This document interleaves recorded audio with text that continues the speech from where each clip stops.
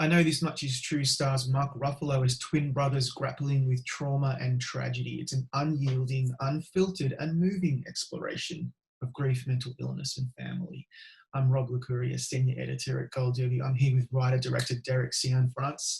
Derek, you're best known for your work in films, especially Blue Valentine, which, just by chance had a really profound effect on me 10 years ago. And now you've got this piece on TV. Why did you decide to adapt Wally Lamb's novel on television?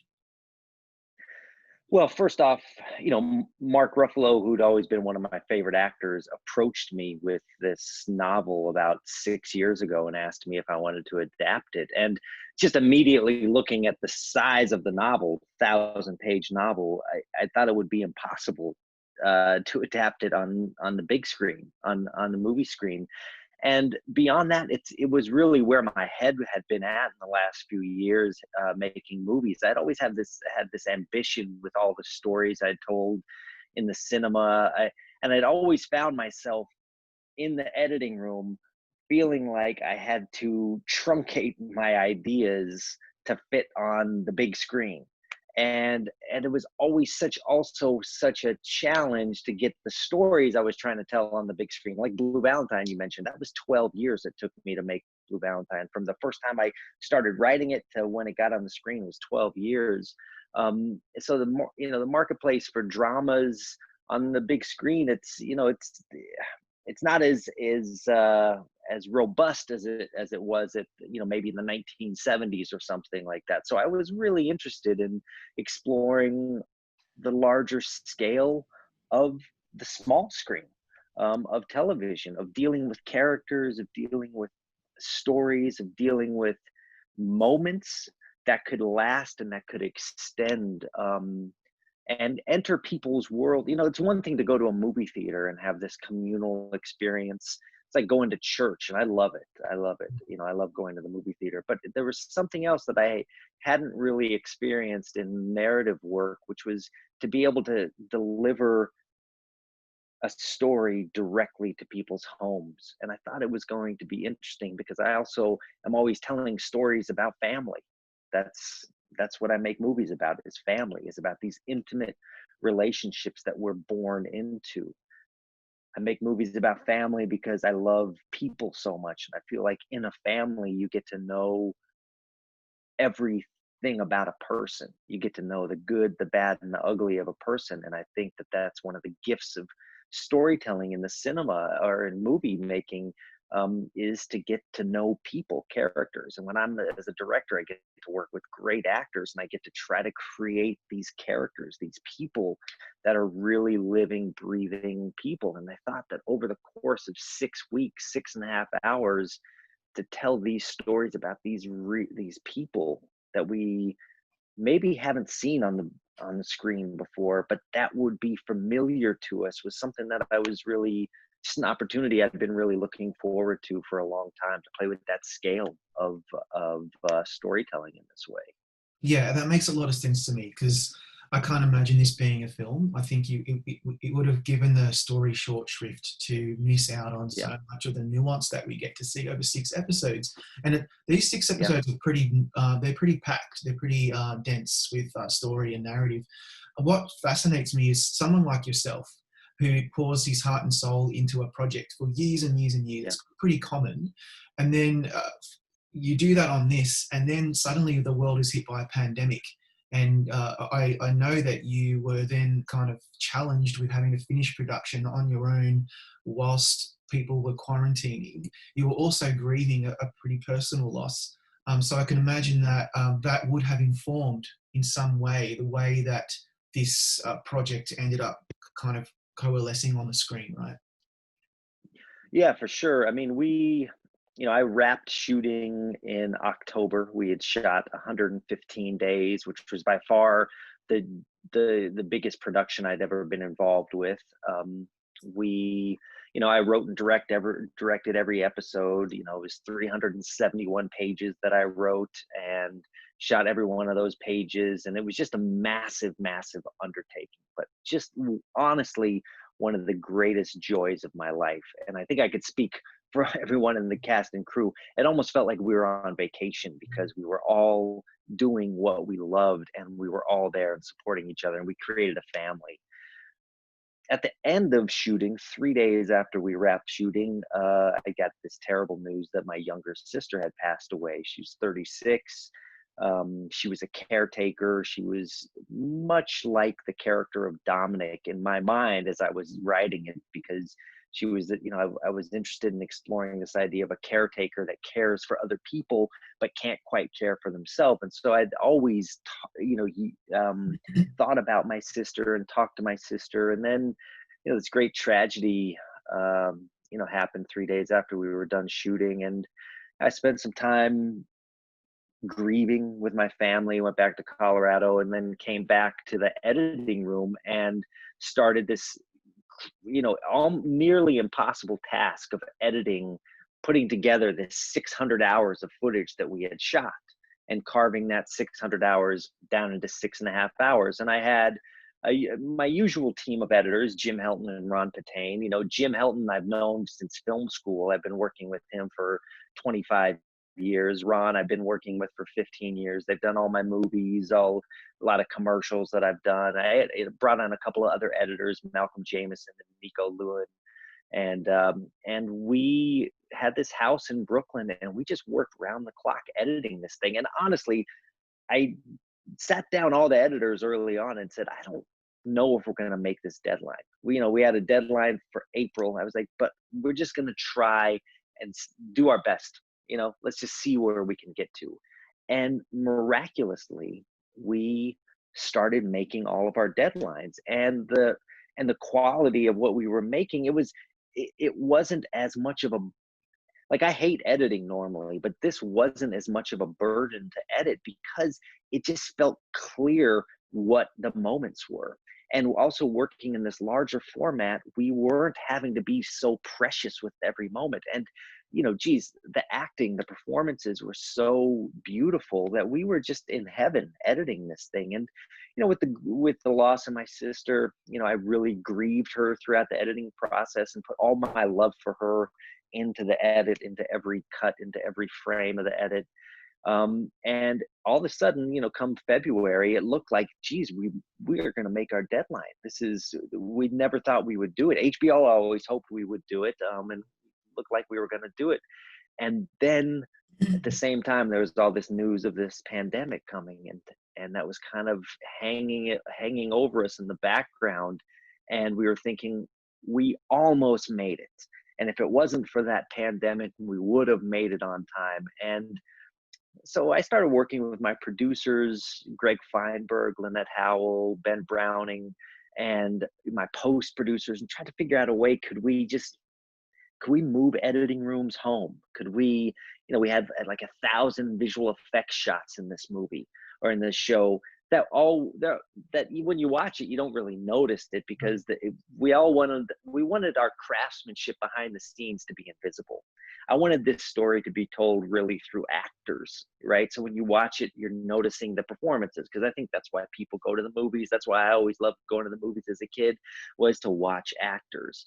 But there's a lot of technical triple suplex, whatever. Like it's some really technical stuff going on, but we wanted that all to be invisible. But it was going to be impossible we couldn't deliver the movie as we were done in, as it was in March. And so we had to bring all of our equipment home. We basically spent the early weeks in March disassembling our home and our editing home in Brooklyn, and everyone moved their computers to their own homes, wherever they lived. We had all these thousands of VFX artists all over the globe, moving their computers home. And from March through, honestly, 2 weeks ago, I was still working on episode 6. Through all that time, I was basically in my basement in Brooklyn, remotely editing and supervising this, the final moves of this series. And there was a moment there when we started to think, the world, this is a hard time for the world, right? Everyone, this is a heavy moment. Everyone's isolated, and we didn't know what it was going to be like to bring something, this kind of intense and this kind of intimate. This, everyone was isolated with their families, and this this was really taking a family experience and putting it under a microscope. And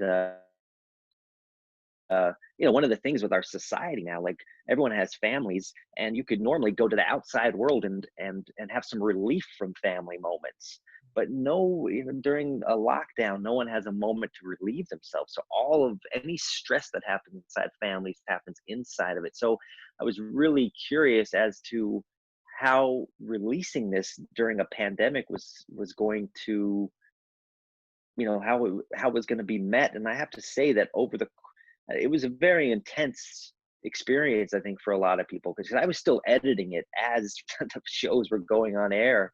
And I heard from so many people, as I was, so many people throughout my life that I hadn't heard from in so many years, that would contact me as the show was on the air. And then when that sixth and final episode came together, and was released, I started to hear from people, honestly, that I hadn't heard from for like 28 years, high school friends that I yeah, because I have no social media profile. I don't keep up with people on Facebook, just because it's just something I don't get involved in the social media aspect of life. But I started to hear from these people from my past, telling me that the show had changed their life. And and I, and I and I thought, that was what the whole process of the show was about for me in the first place, was confronting really hard tragedies, pains in everyday normal life, but that there's a catharsis and that there's a release to that. And I think it was interesting for me to kind of experience this kind of feedback from friends and family and distant acquaintances and people from earlier parts of my life. That, I mean, really, I've made, this is like my fifth movie in 10 years, or fifth thing I've made in 10 years. And I was kind of, people were coming out of the woodwork because it touched them. And maybe it's because people were, they needed something that was like ultra human or something Yeah. to relate to, or I don't know. It was an interesting thing. But all that was going through our mind as we were editing it is like, are we really going to release this now? But it was the time that it was what we had set out to do. So Yeah, well, it worked because, as you say, it can be relentlessly sad, and it was very confronting. And there was a lot of truth in it that maybe was a bit uncomfortable. And maybe you might have expected people in a pandemic to want to escape that, but it was the inverse for me and for many others that I heard from. And I'll give you an example. We talked about this offline. The whole series is quite um, uh, thought-provoking and moving, but I found episode 5 to be really interesting because it goes back in time, told through flashbacks, and we learn about Dominic and Thomas's Sicilian grandfather, and he's portrayed as feckless and controlling and abusive.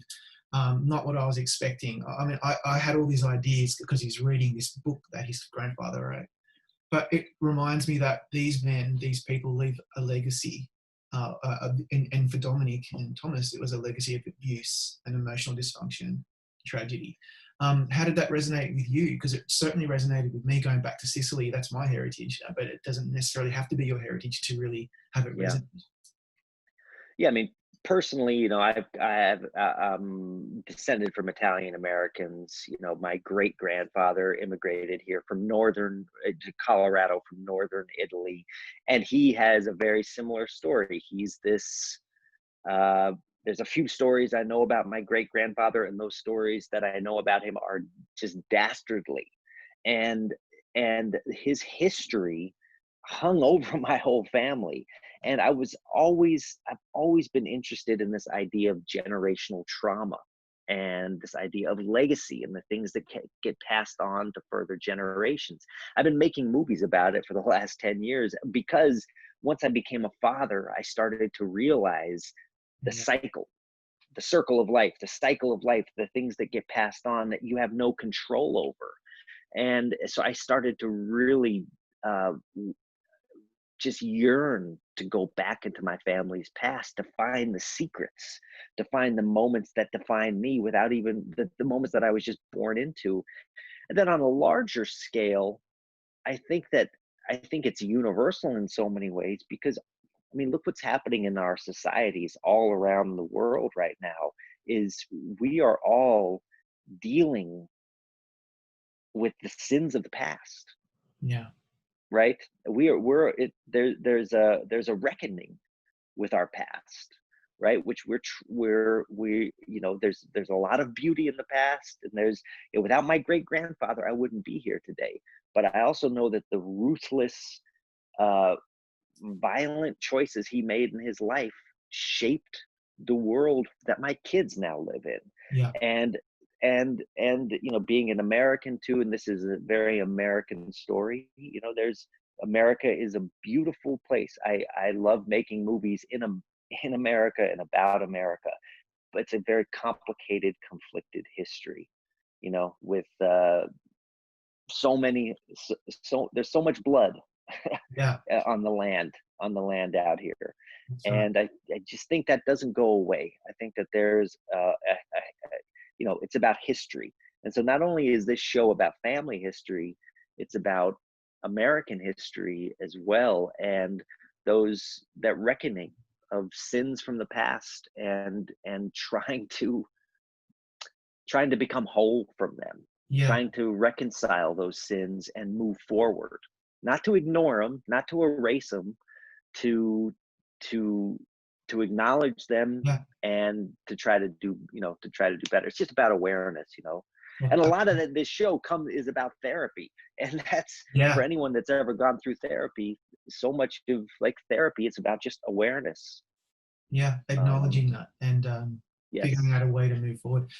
I was not expecting that when watching this. I thought this was going to be a more micro exploration of these twins, but it became a much higher level kind of contemplation of themes that really meant a lot to me. Another question before we wrap up, because I've Hmm. spoken to a number of the cast already.